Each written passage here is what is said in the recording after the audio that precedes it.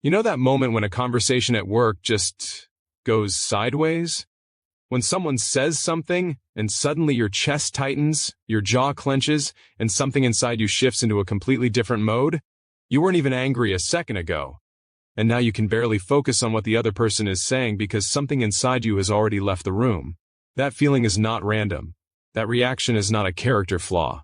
And that conflict you've been carrying around, replaying in your head at night, wondering if you handled it right, wondering why it keeps happening, that is not just bad luck. There is one hidden trigger behind almost every single workplace conflict. And once you see it, you cannot unsee it. It changes everything. But before I get into that, I need to tell you something important. There is a program linked in the description of this video. Most people will scroll past it. Most people always do. They'll watch this video, they'll nod along, they'll feel like they get it, and then tomorrow they'll be right back in the same exhausting cycle. If that sounds like you, then maybe this program was not designed for you. But if a part of you is tired of living inside that cycle, it is worth a look. Now let's get into it. Here's what nobody tells you about workplace conflict. It is almost never about the thing it appears to be about. The argument about the missed deadline is not really about the deadline. The tension with your manager is not really about the feedback they gave you. The cold silence from a colleague after a meeting is not really about what was said in that meeting. Every conflict has a surface level. And then, underneath that surface, there is something far more primal happening. Picture this. You submit work you are genuinely proud of. You worked late on it. You rethought it multiple times. You believed in it. And your manager glances at it for 30 seconds and says in a completely flat tone, "This needs a lot of work." That is it. No specifics, no guidance, just that. And instantly something fires inside you. Your stomach drops, your face goes neutral, but your mind is racing. And what happens next? You shut down, you start working mechanically, you stop volunteering ideas in meetings, you become a smaller version of yourself at that job, not because you are weak, but because something essential got hit. That something is a psychological need called significance. Every human being on this planet, without a single exception, carries a core need to feel that they matter, not just that they exist, not just that they show up, but that their presence, their effort, their perspective, their contributions actually mean something to the people around them. When that need is met, people are collaborative, creative, generous, and loyal. Research across organizational psychology consistently shows that employees who feel valued and significant perform dramatically better, stay longer, and generate far more positive outcomes for the teams around them. But when that need is threatened, something ancient switches on inside the human brain. Here is what happens on a neurological level. Your brain interprets a threat to your significance almost identically to a physical threat. The same survival system activates. Your body prepares to defend itself, and in a workplace setting, that defense looks like conflict. It looks like snapping back at someone in a meeting. It looks like passive aggression in emails. It looks like withholding information that could help the team. It looks like quiet quitting before anyone even invented that phrase. It looks like going home every single night with a clenched stomach and a head full of noise. And here is the part that will stop you in your tracks. The person on the other side, your conflict, they are almost always operating from the exact same trigger. They are not a villain. They are not out to destroy you.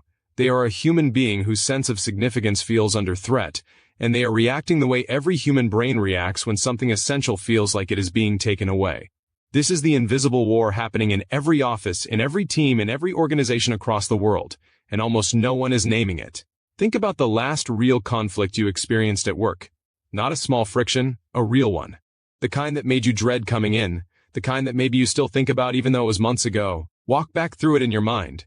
Was there a moment where you felt dismissed, overlooked, where your effort was minimized or your voice was ignored? Where someone took credit that felt like yours? Where a decision was made without you being consulted, when you knew you had something valuable to contribute? That was your significance being threatened, and everything that followed, every tension, every sharp word, every withdrawal, every retaliation, every sleepless night, it all cascaded from that one moment. Now here is where it gets even more uncomfortable. You have done this to other people too, not intentionally, but you have been in a conversation where you were distracted, where you gave someone half your attention, where you moved on too quickly from something they said, where your tone was dismissive without you even realizing it. And in that moment, without knowing it, you pulled the trigger. This is not about blame. This is about finally understanding the actual mechanics of what is happening, so that you can stop being a passenger in conflicts that cost you your energy, your reputation, and your mental health. Because here is the cost that nobody quantifies. Workplace conflict, the ongoing chronic kind, does not just make work unpleasant, it quietly dismantles things that take years to rebuild. People who live inside unresolved workplace tension see their confidence erode over time. They start second-guessing decisions they used to make with ease. They stop taking creative risks, they shrink. And outside of work, it follows them home. Partners notice it, families feel it, sleep suffers, physical health declines under sustained stress. The research on chronic workplace stress and its long-term health consequences is not subtle. It is significant, it is expensive, and it is almost entirely avoidable once you understand what you are actually dealing with. Now let's talk about what changes when you start working with this understanding instead of against it. When you understand that almost every conflict is a significance threat, something extraordinary shifts. You stop reacting, and you start responding. You stop seeing the difficult colleague as someone who hates you, and you start seeing them as someone who is scared that they do not matter. You stop interpreting criticism as an attack, and you start hearing it as a communication that something important is not landing for that person.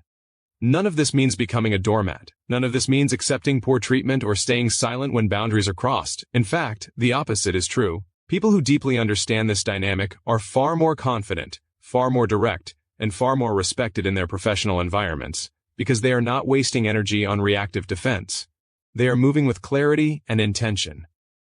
Imagine walking into the most tense meeting of your week and genuinely not dreading it. Not because the conflict is gone, but because you understand the map. You know what is actually happening beneath the surface. You know what to say and how to say it in a way that diffuses rather than escalates. You know how to make people feel seen without compromising your own position. And you know how to protect your own sense of significance without needing external validation from people who may never give it. That kind of workplace fluency is transformational. People who operate at that level do not just survive difficult environments, they rise within them. They become the person everyone wants in the room during hard conversations. They become someone that leadership notices. Not because they are playing politics, but because they bring a quality of presence and skill that is genuinely rare. Here is something the highest performing professionals across industries understand that most people never learn. Emotional and interpersonal intelligence in the workplace is not a soft skill, it is a performance multiplier. Organizations that have invested in developing this understanding in their teams report conflict reduction that sometimes exceeds 60% within the first year. Productivity climbs, retention improves dramatically. The culture shifts in ways that compound over time. And at an individual level, professionals who develop this understanding report not just better work relationships, but a complete change in how they experience their careers. The Sunday night dread that used to grip them starts to dissolve. The energy they were spending on conflict management gets redirected toward actual contribution. Their careers accelerate because they are no longer held back by the invisible friction that was quietly costing them everything. This is the difference between people who stay stuck in the same exhausting patterns for decades and the people who break through. It is not intelligence, it is not talent, it is not even hard work, it is understanding. And understanding can be learned.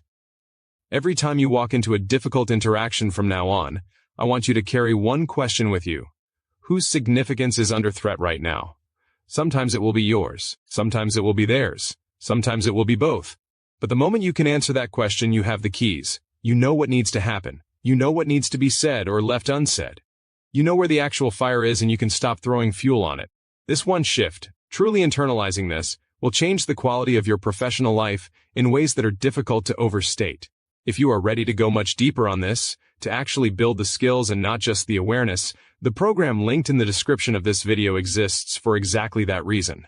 Not everyone who clicks the link will actually take action. Most people absorb information and then return to their familiar discomfort, because discomfort at least feels known. But if you are someone who looks at where you are right now and knows, genuinely knows that something needs to change, then do not close this video and tell yourself you will come back to it later. Later has a way of becoming never. The link is there, the work is real, and the only question is whether you are ready to do it.